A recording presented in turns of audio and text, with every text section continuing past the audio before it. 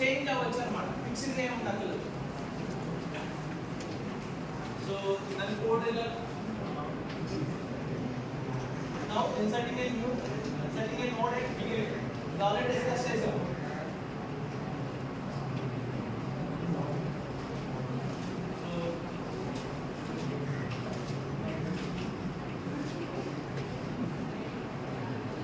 Code చాలా simple గానే ఉంటది. కోడ్ ఫస్ట్ ఏం చేసాము, మెమరీ అలొకేట్ చేసాం. దీనికి బిగినింగ్ లో ఒక ఎలిమెంట్ ని ఇన్సర్ట్ చేస్తాం కాబట్టి దానికి మెమరీ అలొకేట్ చేసాము.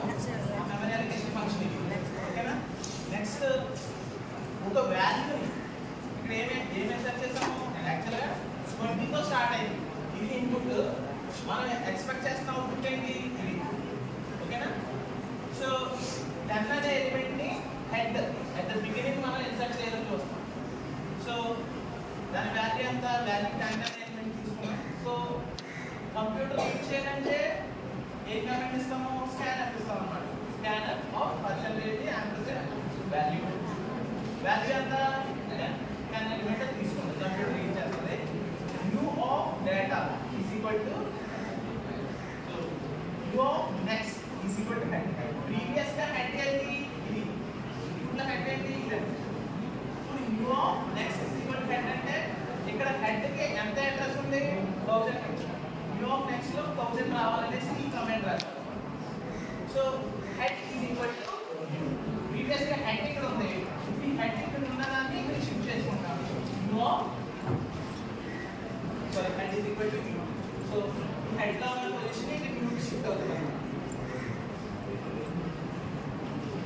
అర్థమైందా? సింపుల్ గానే ఉంటుంది కోడ్.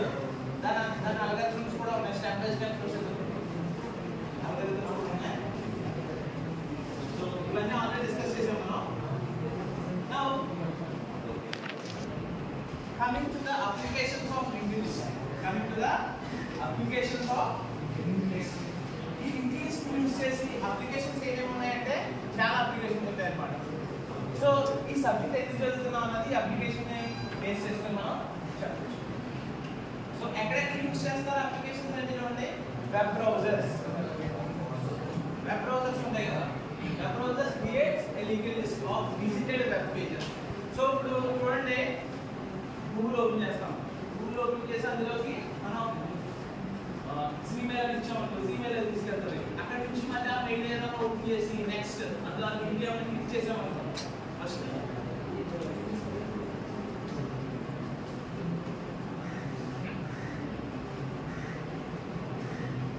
సో ఒక పేజ్ ఓపెన్ చేసాము గూగుల్. అందులో ఓపెన్ చేసినప్పుడు ఆ గూగుల్ నుంచి మళ్ళీ ఏం తీసుకెళ్తుంది, మెయిల్. అందులో జీమెయిల్ ఇచ్చాం కాబట్టి జీమెయిల్ తీసుకెళ్తుంది. So and number of mails ఉంటాయి.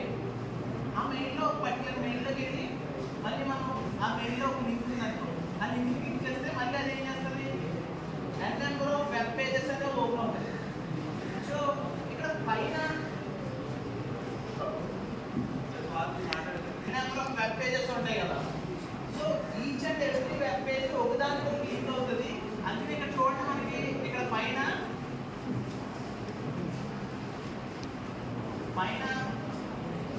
రెండు యారోస్ ఉంటాయి, ఒకటేమో ఫార్వర్డ్, బ్యాక్. సో ఇప్పుడు ఇక్కడ ఉన్నదాన్ని క్లిక్ చేసాం అనుకో దీన్ని, సో బ్యాక్ అవుతుంది. ఈ లింక్ లో వచ్చి జీమెయిల్ లోకి వస్తారు మనం. మళ్ళీ బ్యాక్ చేస్తే హోమ్ పేజ్ వస్తుంది. సో ఇప్పుడు అలాగా మళ్ళీ దీన్ని ఫార్వర్డ్ క్లిక్ చేస్తే మళ్ళీ జీమెయిల్ లో ఓపెన్ అవుతుంది. మళ్ళీ ఇంకోటి క్లిక్ చేస్తే ఈ మెయిల్ లో లింక్ ఓపెన్ చేసిన పేజ్ లో వేస్తారు. సో ఒక్కొక్క వెబ్ పేజ్ అలా చెప్పడం లేదా అర్థం కదా. Forward button, backward button, refresh, ఈ బటన్స్ అన్ని పైన ఉంటాయి.